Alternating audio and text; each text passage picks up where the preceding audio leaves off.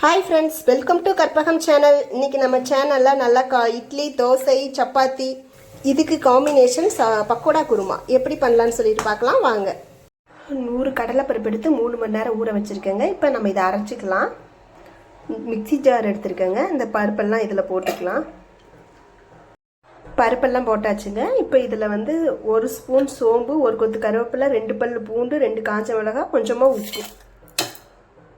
இப்போ நம்ம இதை கொரன்னு அரைச்சிட்டு வந்துடலாம். இந்த மாதிரி அரைச்சிக்குங்க. இப்போ இது வேறு பாத்திரத்தில் மாற்றிக்கலாம். வேறு பாத்திரத்தில் மாற்றியாச்சு. இப்போ இதில் ஒரு பெரிய வெங்காயம், கொஞ்சமாக பச்சை மிளகாய், ஒரு சின்ன பச்சை மிளகாய், உங்கள் காரம் எவ்வளோ தேவையோ அந்தளவுக்கு போட்டுக்கோங்க. நம்ம ஆல்ரெடி காஞ்ச மிளகாய் 2 போட்டிருக்கோம், பார்த்து போட்டுக்குங்க. கொஞ்சமாக மல்லி இலை,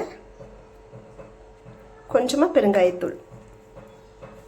இப்போ இது நம்ம நல்லா ஆல்ரெடி உப்பு போட்டிருக்கோம், அதனால் உப்பு தேவையில்லை. உங்களுக்கு உப்பு வேணும் பத்தலை அப்படின்னா கொஞ்சமாக போட்டுக்குங்க. இப்போ இது நம்ம நல்லா பிசைஞ்சிக்கலாம்.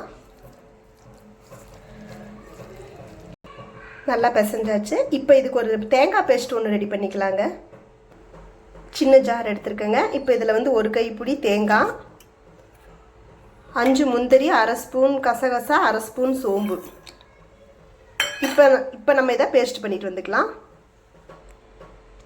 இந்த மாதிரி பேஸ்ட்டு நைஸாக அரைச்சிக்கணுங்க. இப்போ நம்ம குழம்பு தாளிக்கலாம் வாங்க.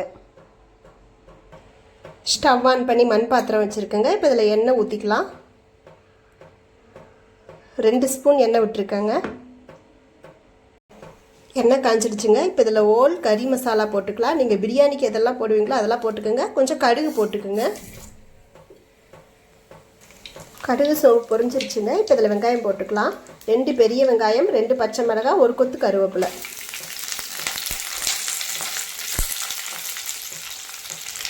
இப்போ இதை நல்லா வதக்கிக்கலாங்க. வெங்காயம் வந்து கண்ணாடி பதம் வர வரைக்கும் வதக்கிக்கலாம்.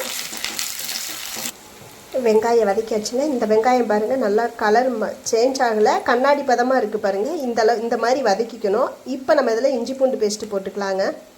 இந்த சின்ன ஸ்பூனில் 1 ஸ்பூன் இஞ்சி பூண்டு பேஸ்ட்டு. இப்போ இந்த பேஸ்ட் பச்சை வாசனை போகிற வரைக்கும் வதக்கிக்கலாங்க. நல்லா வதக்கியாச்சுங்க. இப்போ நம்ம தக்காளி போட்டுக்கலாங்க. 2 தக்காளிங்க, மீடியம் சைஸ் தக்காளி 2. உப்பு தேவையான அளவுக்கு. உப்பு கொஞ்சம் கம்மியாகவே கூட போட்டுக்கோங்க. ஏன்னா பத்தலினா கூட திரும்ப போட்டுக்கலாம். ரொம்ப போட்டுட்டா குழம்பே வேஸ்ட்டாக போயிடும். 1/2 டீஸ்பூன் மஞ்சத்தூள். இப்போ நம்ம நல்லா வதக்கிக்கலாங்க. தக்காளி நல்லா மசிஞ்சு வர வரைக்கும் வதக்கிக்கலாம். தக்காளி நல்லா வதக்கியாச்சுங்க. இப்போ இதில் மிளகாய்த்தூள் போட்டுக்கலாம். குழம்பு மிளகாய்த்தூள் 2 ஸ்பூன், கறி மசாலா 1/2 ஸ்பூன். உங்கள்கிட்ட குழம்பு மிளகாய்த்தூள் இல்லை அப்படின்னா 1 ஸ்பூன் பியூர் மிளகாய்த்தூள், 1/2 ஸ்பூன் மல்லித்தூள் போட்டுக்குங்க. கறி மசாலா போடுங்க, ஏன்னா அப்போ தான் குழம்பு நல்லா வாசமாக இருக்கும். இப்போ இது நல்லா வதக்கிக்கலாங்க. ரொம்ப வதக்க வேண்டாம், ஒரு 2 நிமிஷம் வதக்குனா போதுங்க. இப்போ நம்ம இதில் வந்து நம்ம அரைச்செல்லாம் பேஸ்ட்டு, அந்த பேஸ்ட்டை போட்டுக்கலாம். தேங்காய் பேஸ்ட்.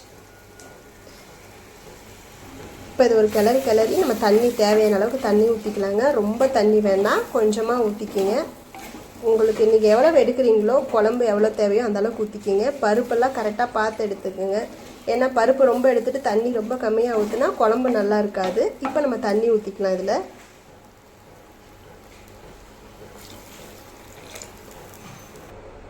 தண்ணி கம்மியாக தாங்க விட்டுருக்கேன். இப்போ இந்த குழம்பு கொதிக்கிட்டோம். அதுக்குள்ளே நம்ம பக்கோடா பொரிச்சிட்டு வந்துக்கலாம்.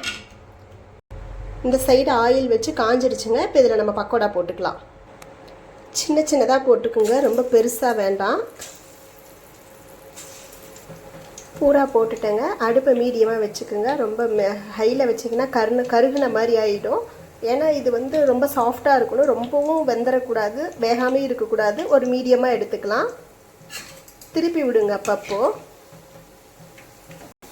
பக்கோடா ரெடி ஆகிடுச்சுங்க. இந்த அளவுக்கு தாங்க இருக்கணும் பாருங்கள், கரெக்டாக இருக்குது. இப்போ நம்ம இதை குழம்புல போடலாங்க. குழம்பு நல்லா கொதிச்சிட்ருக்குங்க. இப்போ நம்ம பக்கோடாவை போடலாம். கொஞ்சமாக மல்லி இலை. இது ஒரு 5 நிமிஷம் இருக்கட்டுங்க. இப்போ உப்பு பார்த்துக்குங்க, உப்பு காரம் பார்த்துக்குங்க. சப்போஸ் காரம் பத்தலை அப்படின்னா மிளகாய்த்தூள் போடுங்க, பியூர் மிளகாய்த்தூள் போடுங்க. இப்போ இதை நம்ம சிம்மில் வச்சுக்கலாங்க. ஒரு 5 நிமிஷம் கொதிக்கட்டும் நல்லா. குருமா ரெடி ஆயிடுச்சுங்க. பாருங்கள் லைட்டாக எண்ணெய் பிரிஞ்சு வந்திருக்கு. நம்ம குருமா ரெடி.